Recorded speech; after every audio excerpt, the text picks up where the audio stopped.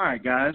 For today's essential question, we are going to be looking at or answering how do we state the domain and the range of a function, and how do we find values for given elements of the domain. Your vocabulary for today is relation, domain and range, function, and vertical line test. And so that's what we're going to be looking at today. How do we state the domain and range of a function and find values for given elements of the domain? All right, let's go ahead and get started. And let's take a look at the first problem. All right, so if you're following along, here's my first scenario. It says state the domain and the range of the relation that's shown in this graph right there. So you've got some space on your paper. Let's first start out by, well, I'm just going to list out the ordered pairs. So here are the ordered pairs for this relation. So -4, 5, -2, 0, 1, 1, -3, -4, and then the last one is 2, -4. All right, so those are the coordinates of the ordered pairs of my relation. Now, let's go ahead and define some information.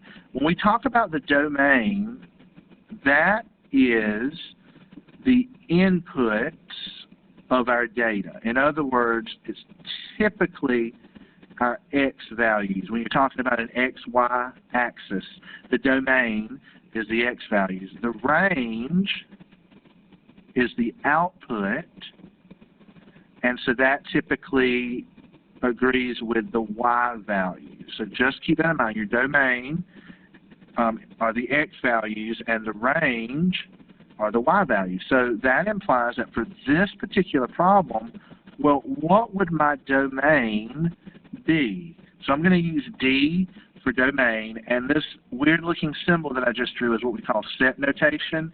And so for this, it's not a bracket or parentheses, it's actually called a set notation. And so what I want to do is I want to list out the values in the domain. And so I'm underlining each of my x values, and I don't want to miss one. So my domain would include the numbers -4, -2, 1, -3, and 2. So that would be, that's horrible. There we go. There, that's better. All right, so that would be my domain. My range would be the y values, and so let me write out that list of numbers. So 5, 0, 1, -4, and -4. And so my range would be the numbers 5, 0, 1, -4, and I don't have to repeat that -4 because then that would be redundant. So that would be my range. Those numbers would be the values of my range. Now, this is a good time for us to go ahead and discuss whether or not this relation is a function. And so I'm going to put a question mark right here. So is this relation a function? Well, the way that you tell if it's a function or not is that the domain does not repeat. So the domain does not repeat with any other y value. So the domain can only show up once. Well, if you notice, you go back and look at our points, -4, -2, 1, -3, 2. Do any of those values repeat with any of the range values? They do not. So is this a function? The answer would be yes. It is a function. It is a function. Another way that you could tell whether or not it's a function is by doing something called the vertical line test. And the vertical line test is when you draw vertical lines on your graph, and as long as it touches the graph at one point for each of those vertical lines, then it is a function. So, like case in point, take a second and look. If I start drawing vertical lines, so look, draw a vertical line here.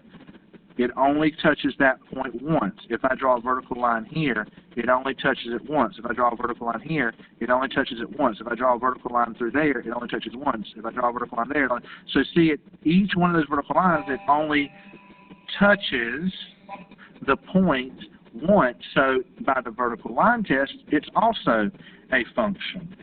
All right, there's one other word that I want to talk about, is that you want to be able to compare between the words discrete and continuous. So the words discrete versus continuous.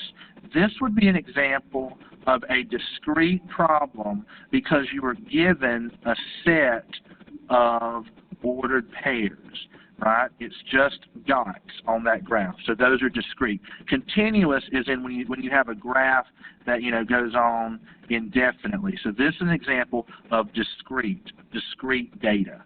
Okay, let's go on to the next example. All right, so for the next example, I've got a situational problem for you.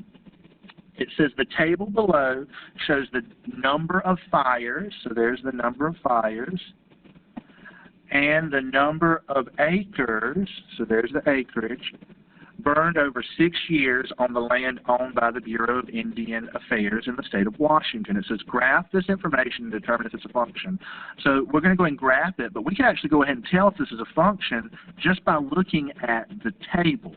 Now, for the record, when we're graphing this, if you notice, if you look at the graph right here, my domain is the number of fires, so that's my domain, and the range is the acreage, so that's the Y value. So the domain is the number of fires, and the range is the acreage. The years is not being printed on this graph, so it's not necessary. It's just telling you what years those fires occurred. So if you look at the domain, and if you notice, 250 shows up twice, right there and right there. So the domain does repeat with different Y values, so therefore this is not a function because the domain repeated. The X values repeated with two different Y values. All right, so now let's visually show that representation. So now let's graph all these points. So 198, so do it on your paper, 198, 10,000, so that would be about right there. 152, 17,000, be right about right there. 250, 3,000, be right about there. 227 and 1,000, and then 250 and 6,000. And then 310 and 24,000. So there's my graph, and watch what happens when I draw my vertical lines. When I draw a vertical line here, it only touches 1 point. When I draw a vertical line there, it only touches 1 point. When I draw a vertical line there, it only touches 1 point. But when I draw a vertical line here, it touches 2 points, and therefore it fails the vertical line test, and that's another reason why this is not a function. All right, let's go ahead and go to the next example. Now, what if you don't have data? What if all you have, and then also, again, guys, this would be an example of discrete. I'll go ahead and put that also. This is an example of discrete data because if you notice, we were just given points. Just given points. So that's an example of discrete, just discrete points. The reason why I wanted to reiterate that was because what if you don't have points like data? What if you have functions? And so I'm going to go ahead and let you know that both of these are examples not of discrete data, but both of these are examples of continuous functions. Okay, so continuous. You know, one secret that adults like to use cursive for is it helps them not have to be a good speller, because when they write in cursive, they can write whatever they want to, and it looks right, but it might not be spelled right. But so that's the word continuous. So it makes it more vocal if you actually have to print it. But if you do it in cursive, you can get away if you're a bad speller like I am. Okay, all right, so I'm just going to delete that so that you can know that they're both continuous. Now, let's do the first on the left. So how would I graph that function on the left? Well, what I would do is I'd make a t-table so I could graph it. So let's do x and y, and I'm just going to pick values to plug in. And notice the x is right there, so I'm going to pick values to plug in for x. So I'm going to pick the values -2, -1, 0, 1, and 2. And so what happens if we plug that in? So if we plug in -2, that would be 3 times -2, which is -6, minus 4, that would be -10. If I plug in -1, so that would be 3 times -1, so that would be -3, minus 4, that would be -7. If I plug in 0, that would be 3 times 0, which is 0, minus 4, that would be -4.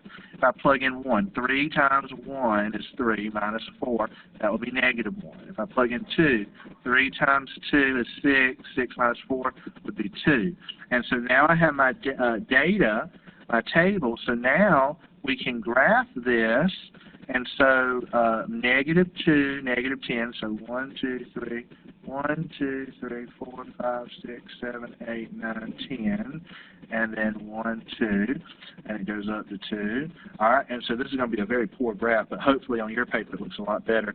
-2, -10, -1, -1, 2, 3, 4, 5, 6, 7, 0, -1, 2, 3, 4, 1, -1, and 2, 2. If you notice, what type of shape appears to be there? Linear, a line. And so there is my continuous function right there. And does it pass the vertical line test? It does. So it is a function. So passes vertical line test. So yes, it's a function.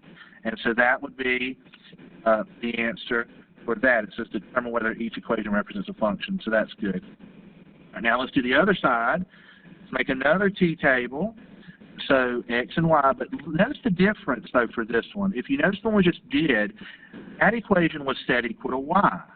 We plugged in values for x. But this equation is set equal to x. So do you think it'd be easier to pick numbers for x or for y to plug in? I think it'd be easier to plug in numbers for y. So here's what we're going to do. We're going to pick these numbers. Let's pick -2, -1, 0, 1, and 2. But we're going to plug them in for y. So what happens if I do that? Well, if I plug in it for y, I have -2 squared, which is 4. 4 plus 1 is 5. Plug in -1. -1 squared is 1, plus 1 is 2. Plug in 0. 0 squared is 0, plus 1 is 1. I plug in 1. 1 squared is 1. 1 plus 1 is 2. I plug in 2. 2 squared is 4. 4 plus 1 is 5. And I bet you can look by the table and go ahead and say, is this a function? Clearly you see the domain, the x values, they repeat. You see the 5 repeats with -2 and 2, and then the 2 repeats with -1 and 1. So I can already tell you that this is not a function. Let me just show you what this looks like. So 1, 2, 3, 4, 5, 2, and -2. So let's graph this.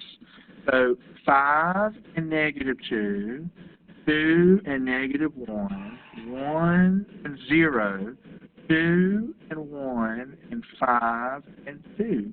If you notice, see those points, connect them in a nice smooth curve, just like that.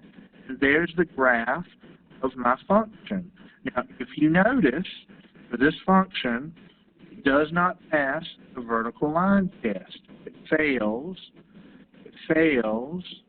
the vertical line test, and therefore, this is not a function. Because, see, if you were to draw a vertical line, look at that, it hits it twice, right there and right there.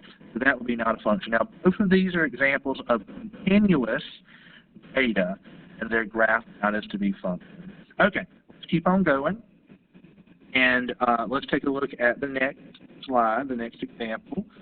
So this time, let's not even try to graph anything. Let's just see what happens if we start plugging in or evaluating values in the domain. So what if I wanted you to tell me what g of negative 2 is? Well, that means I want you to plug in negative 2 into the function. Well, the function is x squared minus 8. So what would g of negative 2 be? It would be negative 2 squared minus 8. Negative 2 squared is 4, and then 4 minus 8, so my answer would be negative 4.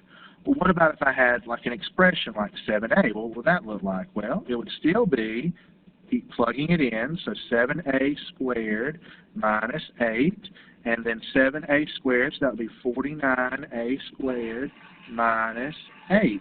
And so that would be my answer for that expression. And no, you're not in the club, you're in the classroom. All right, and so what the last example is using a calculator. And so it says, using a calculator, find the value of 4.6.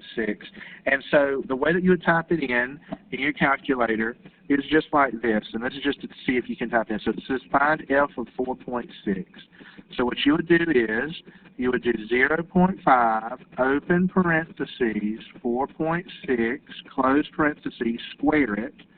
There's a little x squared button on your calculator, and then put plus 4, open parentheses, 4.6, close parentheses, minus 2.5. If you type that in exactly like I just said, you should get the answer of 26.48, and that would be your answer for that.